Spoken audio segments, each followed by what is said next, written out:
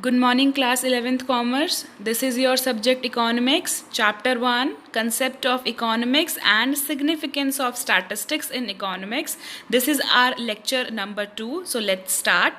See, if there are variety of data given to you, so how will you identify that whether it's a statistical data or not? Fine. So data which are not statistics. A cow has 4 legs, Ram has 100 rupees in a pocket. So this is just a statement. This is not a data.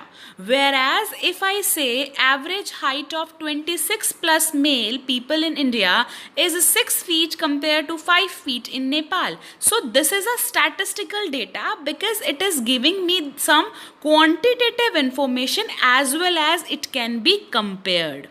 Clear? Then I have birth rate of in India is 18 per thousand compared to 8 per thousand in USA. And hence this is also a statistical data. It's not just a statement. We can compare, we can analyze, we can measure. So these are the statistical data. Clear? Whereas if I just pass a statement that a cow has 4 legs, Ram has 100 rupees in his pocket, this is not a statistical data. This is just the information. This is not the aggregate. Fine. So if I'm saying the average height, or if I'm saying birth rate and death rate, or if I'm saying the population, the winning matches, loss matches, so they all show the aggregates. Then features of statistics. Number 1 is aggregate of facts. A single number does not constitute statistics. As in the previous example, cow has 4 legs, Ram has 100 rupees in his pocket. So this was just a single number, single statement. This does not constitute statistics. No conclusion can be drawn from it. It is only the numbers. But statistics is just the aggregate of facts. Clear? So if I say there are 300 students in commerce, 400 students in science and 400 students in arts, this makes a statistics. But if I say there are 1200 students in the college or 1200 students in the school, this doesn't make a statistics. Then we have numerically expressed. Statistics should be numerically expressed. If I say he is a younger brother, or he is a rich man, he is poor man, he is small, these things are very not of good quality. So quality or the any word doesn't constitute statistics. In statistics the figures must be expressed in numbers. Then affected by multiplicity of causes. Now see, statistics are not affected by a single factor but are influenced by many factors. Had they been affected by one factor alone, so by removing that factor, we have lost all the significance. For example, if I say that there is rise in price by 30%, so there are many reasons for rising the price. Increase in demand, rise in income, rise in tax.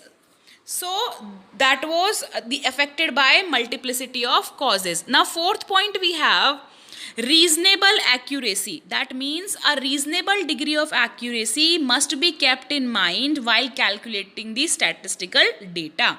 This accuracy depends upon the purpose of investigation, its nature, size and available resources. Clear? So whatever the data you have collected, that must be accurate. You will not collect the wrong data, you will not collect the biased data. Clear? Placed in relation to each other. Suppose if I am saying Ram is 40 years old and height of Sham is 5 feet. Ram and Sham, Ram I am telling the age, whereas of Sham I am telling the height. They are not related to each other. Hence in statistics both the factors which you are taking, they must be related to each other. Then predetermined purpose. Predetermined purpose means whenever you are collecting the data, there must be some objective that why are you collecting the data. Okay? Suppose if I am collecting the data of 11th class student, why I am collecting the data? Maybe I want to see how many took commerce, maybe I want to see how many are above average. So there must be pre-specified goal. Clear?